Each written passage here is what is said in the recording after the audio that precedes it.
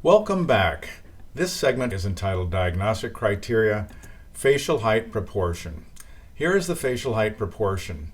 You measure the distance between the pupil and subnasale, and that vertical height should be 2/5 of the entire face height.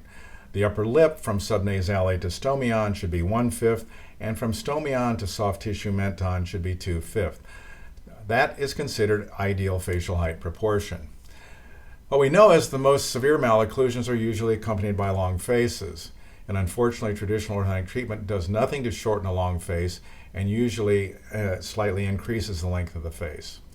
And we've been taught that significant reduction in face height in adolescents or adults can only be corrected surgically. In reality, orthotropic treatment prior to age 10 can prevent unwanted lengthening of the face and eliminate the need for surgery later. We can also decrease the lower face height, as we're going to show you in a moment. Let's first of all apply this to an individual. And here's a child with a very long face. And let's look at him. He's had surgery to get from the above pictures to the pictures below. And you can see what his teeth looked like in the beginning, and here they are after the treatment. He had very poor rest oral posture, hung his mouth open all the time, which allowed the maxilla to narrow like you see, and for his entire face to fall down and back. So he had a surgical correction to reduce the lower face height. You can see what was done for him.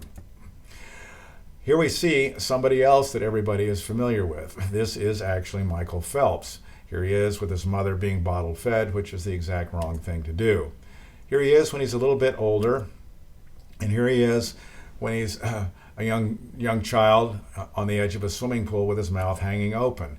And a few years later, his face's height has increased to this dimension. And by the time he wins his first gold medal in the Olympics in Beijing, his face height is very long. Here he is by the time he goes to win his Olympic medals in London, and you can see his incredibly long face.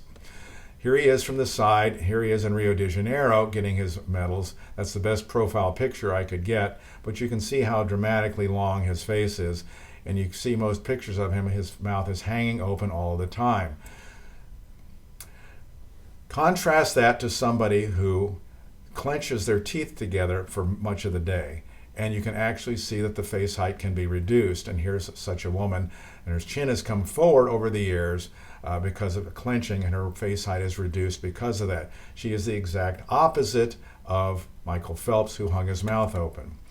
Here you see her. She also has a headache pattern, but you can see how her upper incisors are basically have been disappeared up underneath her upper lip because of her clenching, moving the maxilla upward. The exact opposite of Michael Phelps.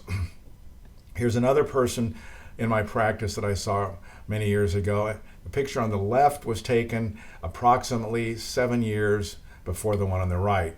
And she was an intense clencher, and her face height changed that much with a rotation forward of her entire lower face. She was not growing in the left. This was entirely something that occurred while she was an adult. But the face change is dramatic. Her face height is getting shorter and shorter, and her chin is tending to come forward. Out of a popular movie from many years ago, you see Paris Hilton here and someone else in the movie called The Hottie and the Naughty. You see a shorter face individual with Paris Hilton and the longer face individual with this other person. You can see the contrast between the two. So it's been said that in our profession that the lower face height cannot be reduced except by surgery. So let's show you a surgical case, how that's done. And here's a girl who's had traditional orthodontics with 4 bicuspids removed, and not surprisingly, a huge increase in the open bite and in her face height. It really was a very unsuccessful treatment, as usually it is. And typically what's going to happen when this happens is the orthodontist is going to say, we'll never get your teeth to fit if you don't keep your tongue out of there. In reality, it's not about the maxillary anterior teeth falling down too much. It's about the molars over-erupting and causing the mandible to rotate open and increase the lower face height. Those upper anterior teeth are way too far down. They don't need to come down further. They show this massive amount of gum tissue, which is not aesthetic. Surgically, you can change this, and that's what's been done here. And this is what she looks like 1 year post-surgery. But let's look at her face from the side. Double jaw surgery required, maxilla brought forward, the posterior aspect brought down, and a counterclockwise rotation of the occlusal plane, and you can get that kind of a nice correction in the facial balance. And from the front, you can see the gummy smile disappears as the maxilla is properly positioned upward, remember that, upward and forward in the face, in the long face individual. Now, let's look at a child and can we reduce her face height? Look at her face height, how much dramatically increased the lower face height is. This is a very long lower face, and her flattened chin shows us that she's a chronic mouth breather with a lot of muscle strain necessary to get her lips together. She basically has her mouth hanging open all of the time.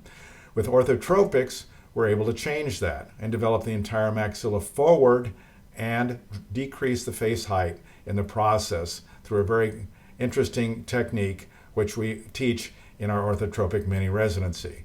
If you want to look at it from the side, you can go from the left pre-treatment to the right. You can see how a dramatically increased face height can be decreased without any type of surgery whatsoever, but we have to be treating the patient under age 10 to make this happen.